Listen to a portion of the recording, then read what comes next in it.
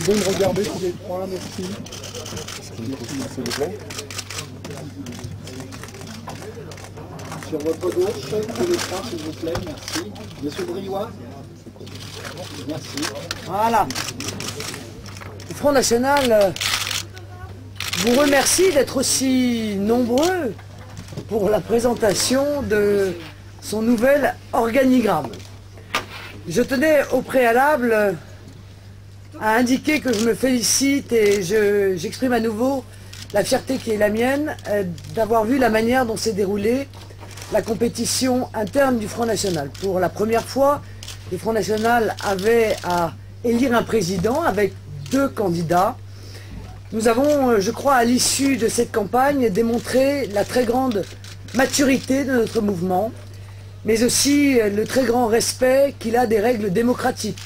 Je crois qu'on peut même aller jusqu'à dire que c'est le seul véritable grand mouvement démocratique français, puisque, comme vous avez pu, j'imagine, le remarquer, le dirigeant de l'UMP a été désigné directement par le président de la République et que très probablement la bataille d'ego souvent épouvantable qui va avoir lieu au Parti Socialiste va finir de décrédibiliser ce mouvement. À l'issue de cette campagne, nous avons également démontré notre esprit de responsabilité et l'esprit d'unité qui anime notre mouvement, qui nous permet aujourd'hui d'être prêts, je crois, avant tous les autres, puisque dès le lendemain de ce congrès, le Front National a une ligne stratégique. Il a un programme qui va être amené, bien sûr, à approfondir, et il a un leader.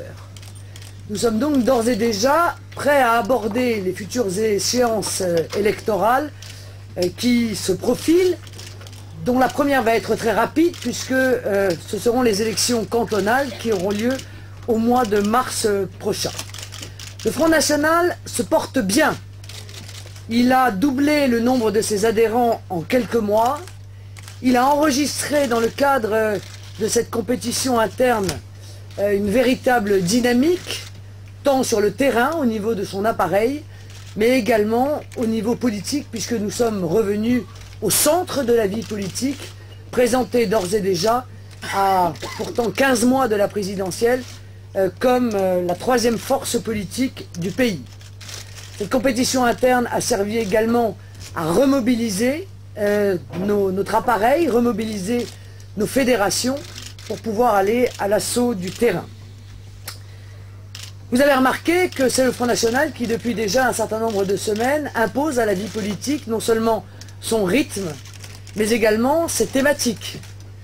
Nous allons continuer sur cette ligne-là, face au vide absolu des propositions tant de l'UMP et du PS, qui cherchent à éviter les thèmes et les préoccupations qui sont pourtant chers au cœur des Français et auxquels ils n'ont absolument aucune réponse à apporter. Je vais donc vous présenter le nouvel organigramme du Front National. Pour vous dire que, pour l'organisation, ma seule boussole a été l'efficacité. Pour la doctrine, ma seule boussole, c'est l'intérêt national. L'objectif, c'est de mettre la bonne personne au bon endroit pour professionnaliser le Front National et le rendre le plus performant possible. Il y a des élections cantonales qui se profilent, mais il y a évidemment, vous le savez aussi, une élection présidentielle dont je crois pouvoir dire qu'elle a d'ores et déjà démarré.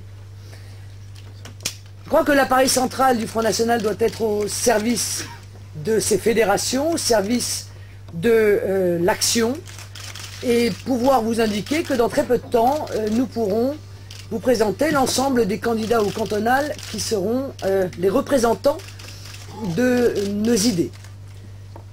Ces cantonales, ça n'est pas une élection facile, traditionnellement, pour le Front National. C'est une élection de notables. Elle présente 2000 cantons renouvelables, plus les suppléants, plus les mandataires financiers. C'est donc une organisation extrêmement lourde. Je pense que nous allons pouvoir enregistrer de très beaux résultats lors de ces élections cantonales, et je crois même pouvoir vous dire que nous pouvons avoir des élus. En effet, je ne peux pas évoquer les cantonales sans tout de même évoquer devant vous le scandale totale que représente la modification à quelques semaines de l'élection du seuil d'accès au second tour. Cette manœuvre qui est passée d'ailleurs totalement inaperçue, dont aucun média quasiment n'a fait état, est un véritable déni de démocratie. Le seuil pour accéder au second tour, qui était avant de 10% des inscrits, a été subrepticement relevé par le gouvernement à 12,5% des inscrits, ce qui, compte tenu des taux d'abstention habituels pour cette élection, oblige pour être au second tour à faire entre 26 et 29 ou 30% pour pouvoir accéder au second tour.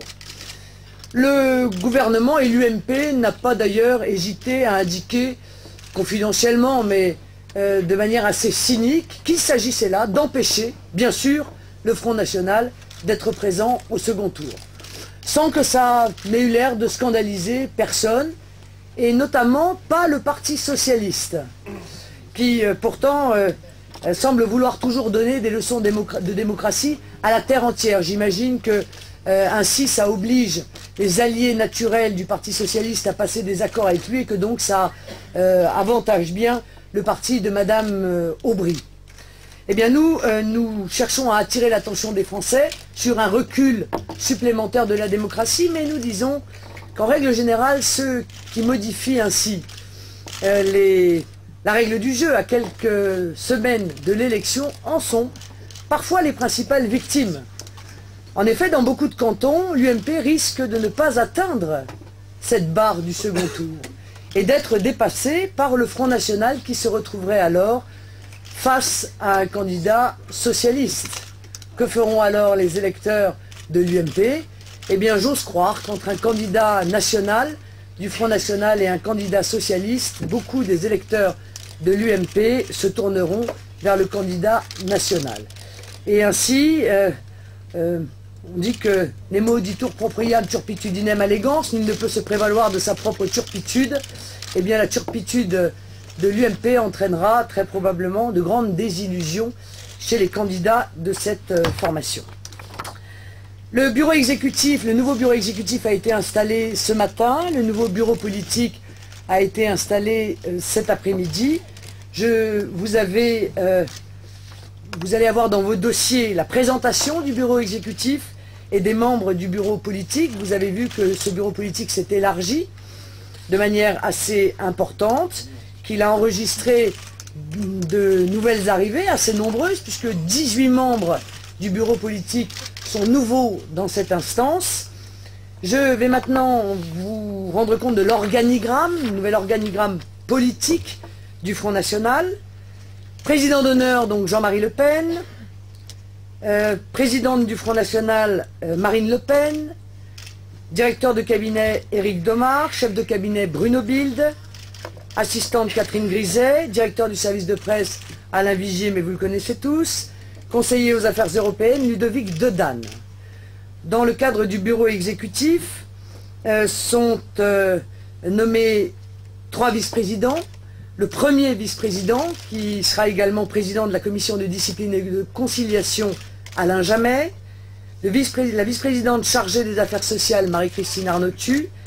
Et le vice-président chargé du projet, Louis Alliot. Il sera notamment responsable, le vice-président chargé du projet, du fonctionnement et de la mise en place des CAP, des commissions d'action programmatique, sous la coordination de Joël Mélin. Je vous informerai dans peu de temps de l'organisation de ces CAP et notamment des responsables des différents CAP, étant entendu que ces CAP sont thématiques. Vous le savez, j'ai proposé à Bruno Gollnisch d'être premier vice-président du Front National. Il a décliné en indiquant que lui et une grande partie de ses amis n'entendaient pas prendre de responsabilité pour l'instant dans l'exécutif du Front National. Mais d'ores et déjà, je peux vous indiquer qu'un certain nombre de personnalités qui sont éminentes dans leurs compétences auront la direction de ces CAP. Le CAP qui est déjà en place depuis déjà de nombreuses années, le CAP économie, restant sous la responsabilité du professeur Jean-Richard Sulzer. Le trésorier national, directeur du personnel, Valéran de Saint-Just, sera aidé à la comptabilité par Jean-Pierre Michaud et à l'administration interne par Jean-Michel Dubois. Bruno Gollnisch, évidemment, conserve la lourde responsabilité de l'Alliance européenne des mouvements nationaux. Participant au bureau exécutif, bien sûr, le secrétaire général, Steve Briouat, qui est à ma droite, et le délégué général, Jean-François Jalc, qui est à ma gauche. Concernant le secrétariat général, celui-ci a un certain nombre de responsabilités éminentes, notamment les secrétaires nationaux aux fédérations, qui n'est plus unique mais multiple, Pascal Air, Philippe Loiseau, Stéphane Ravier et Franck Briffaut. Les Français de l'étranger seront quant à eux dirigés par Patrick Haïs. Secrétaire national aux adhésions, Sandrine Leroy, qui a fait son entrée au bureau politique. Secrétaires nationaux à la communication numérique, Julien Sanchez et David Dracheline. Quant au développement numérique, c'est Guillaume Vouzelot, également nouvel entrant au bureau politique, qui s'en chargera. Secrétaire national aux élus, Sophie Montel. Front national de la jeunesse est confié à Nathalie Pigeot. C'est une nouveauté, ce sera une jeune femme qui dirigera le Front national de la jeunesse. Le secrétaire national à l'outre-mer, Jean-Michel Dubois, et son adjoint, Éric Minardi, qui habite à Tahiti. La délégation générale, quant à elle, le délégué général sera soutenu, secondé par le délégué général adjoint Dominique Martin. Dans le cadre de la délégation générale, le délégué national à la formation sera Laurent Ozon, le délégué national aux argumentaires et aux études, David Mascret, le délégué national à la communication électorale, Nicolas Bay, le délégué national aux élections, Bruno Bild, le délégué national aux grandes manifestations, Yann Maréchal, et le délégué national aux actions catégorielles, Michel Guignot. Voilà le nouvel organigramme du Front National. Nous avons déjà commencé à travailler pour que cette organisation soit la plus parfaite et la plus opérationnelle possible dans les plus brefs délais. J'ai une grande confiance dans les gens à qui j'ai confié des responsabilités, qui sont conscients également de la lourde tâche qui est la leur. Et croyez-moi, j'avais dit pendant cette campagne que je comptais faire du Front National une machine de guerre pour accéder au pouvoir. C'est effectivement le seul objectif qui est le nôtre. Un parti politique n'est pas une fin en soi, un parti politique est un outil, et cet outil va nous servir également à préparer non seulement la campagne présidentielle, mais aussi évidemment la campagne législative qui suivra immédiatement. Nous allons faire un effort tout particulier sur la détection de nouveaux cadres, sur la formation, sur le recrutement, sur le renforcement de notre implantation locale, sur la formation également, que nous voulons opérationnelle et militante, mais aussi intellectuelle et doctrinale. Une partie non négligeable de cette formation portera sur les nouvelles techniques de communication. Vous savez l'importance d'Internet dans la communication politique, d'autant plus que notre parti reste affaibli sur le plan financier. Nous ne vous l'avons jamais caché dans le cadre de la transparence qui a toujours prévalu. Et donc Internet est pour nous non seulement un outil qui nous permet de toucher des Français de plus en plus nombreux, mais de surcroît gratuitement, ce qui est un avantage considérable. Réactualisation, innovation, crédibilisation, diffusion, c'est le travail que nous ferons sur le programme du Front National. Un programme n'est jamais inscrit dans le marbre, il n'est pas figé, il doit tout à fait évidemment tenir compte de l'évolution des situations, et notamment de la situation économique et sociale, au moment où celle-ci n'a jamais été aussi déstabilisée, tant sur le plan national que sur le plan international. Ce travail programmatique est essentiel.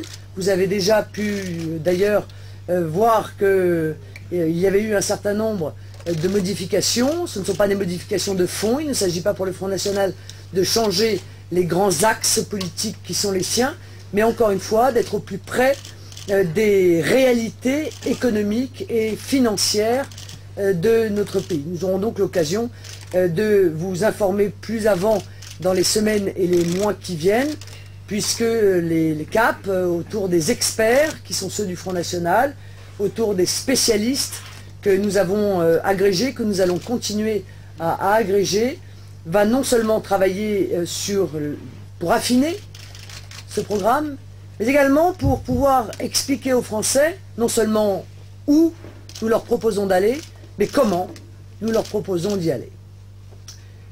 Voilà un peu les informations que je voulais vous transmettre aujourd'hui. Je suis bien entendu à disposition pour répondre à vos questions, ainsi que Steve Briouat, secrétaire général, et Jean-François Jalc, délégué général, mais aussi l'ensemble des membres nouveaux ou anciens du bureau politique et du bureau exécutif du Front National.